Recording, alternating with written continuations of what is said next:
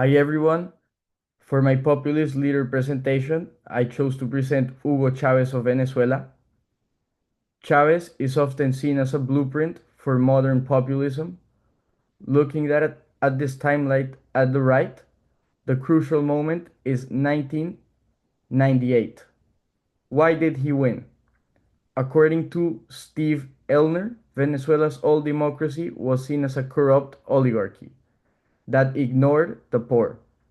Chávez, as a former soldier who led a failed coup in 1992, ran not as a politician, but as an outsider who would destroy that system. As you can see on the slide, his rule was defined by petropopulism.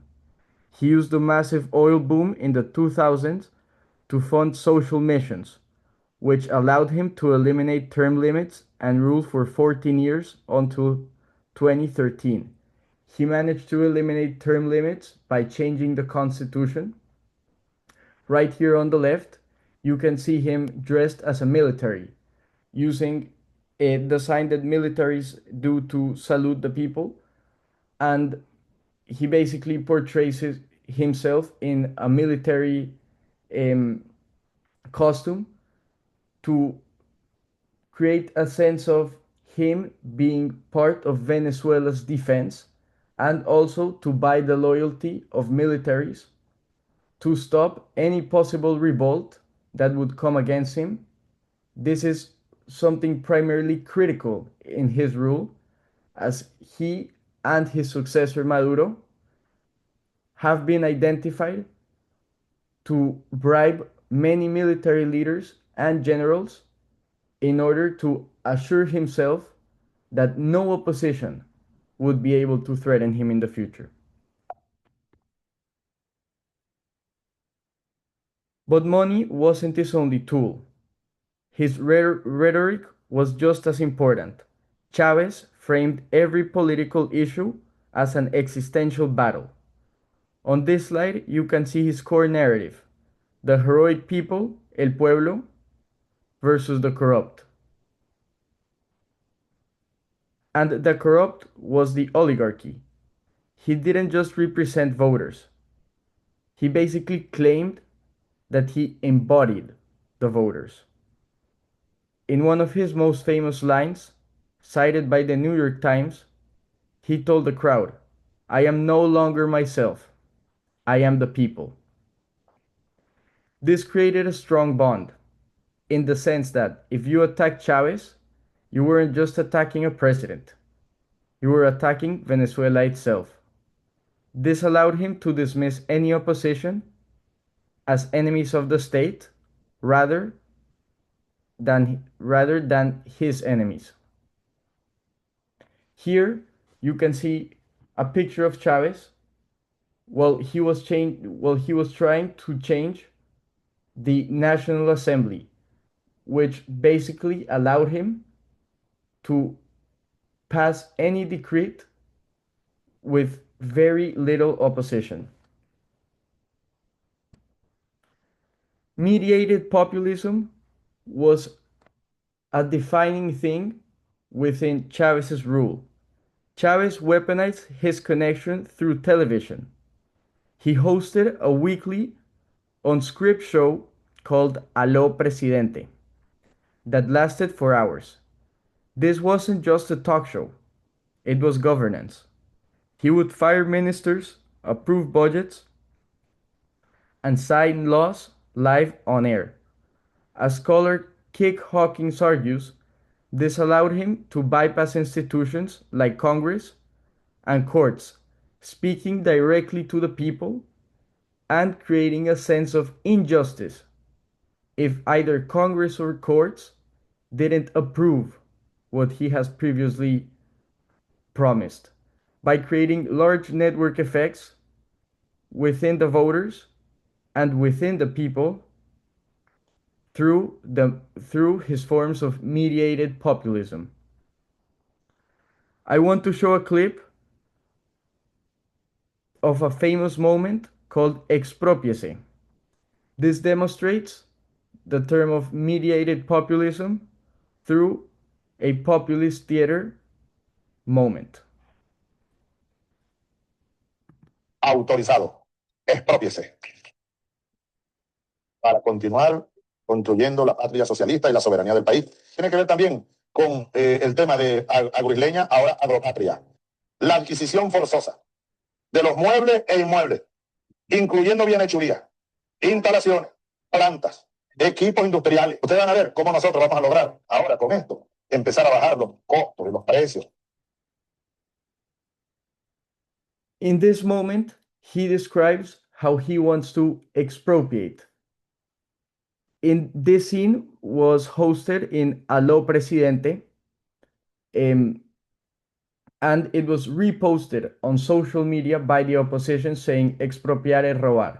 But going back to what Chavez was saying, he was basically saying that through expropriating enterprises, uh, people's goods, and a multiple diverse things, he could accomplish wealth for the state and lower prices for all the consumers within the country.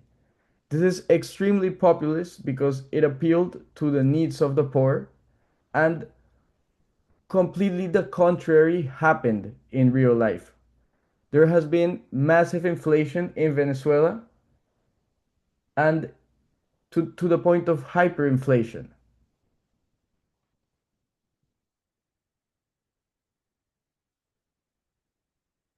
He finally took a performance that shocked the world.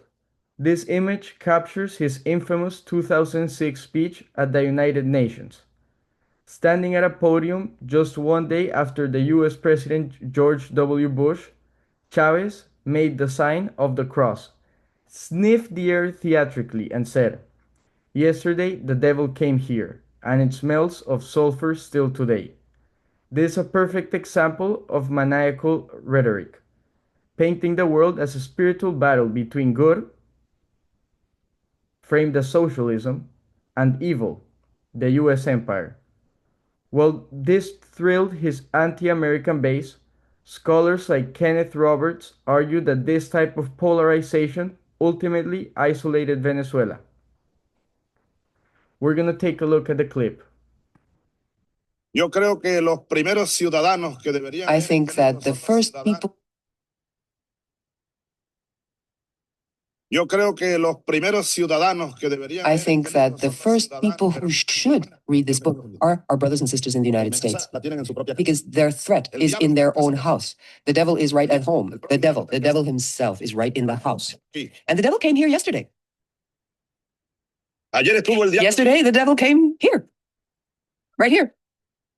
en este mismo lugar. Right here. Huele a azufre And it todavía. smells of sulfur still today. Esta mesa donde me ha tocado hablar. This table that I am now standing in front of. Señoras, señores, Yesterday, ladies and gentlemen, from this el rostrum, señor presidente de los the Estados president Unidos, que of llamo the el diablo, United States, the gentleman to whom I refer as the devil, aquí came here, hablando como dueño del mundo, talking as if he owned the world, como dueño del mundo. truly, as the owner of the world. Un psiquiatra no estaría de más. I think we could call a psychiatrist to analyze yesterday's statement made by the President of the United Como States. vocero del imperialismo vino a la As the spokesman of imperialism, he came to share his nostrums para tratar de mantener el to actual try esquema de dominación. to preserve the current pattern of domination, exploitation, and pillage of the peoples of the world. Película de Alfred Hitchcock. An Alfred Hitchcock Estaría buena. movie Incluso yo propondría could use it as a scenario. I would even propose a title, del diablo. The Devil's Es Recipe. decir, el imperialismo norteamericano, y aquí lo dice Chomsky, As Chomsky says meridiana here y clearly, profunda, and está in haciendo desesperados esfuerzos por the American consolidar empire is doing all it can to consolidate its hegemonistic system of domination. And we cannot allow them to do that. We cannot allow la dictadura mundial. Que se world consolide, pues. dictatorship to be consolidated.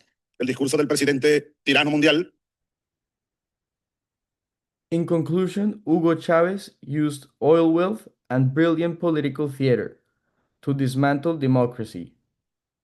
Well, from the inside, leaving a legacy that is still shaping Latin America today and is still shaping Venezuela and the future of all of his citizens.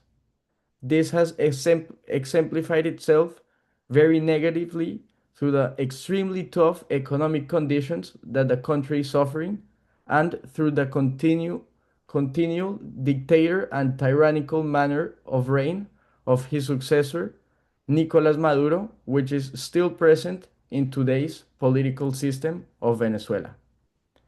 Thank you all for listening to this presentation, and I hope you have a great rest of your day. To end up, I want to show you the sources and the references that I utilized to consolidate all the information which is presented at this presentation. Yo creo que los primeros ciudadanos que deberían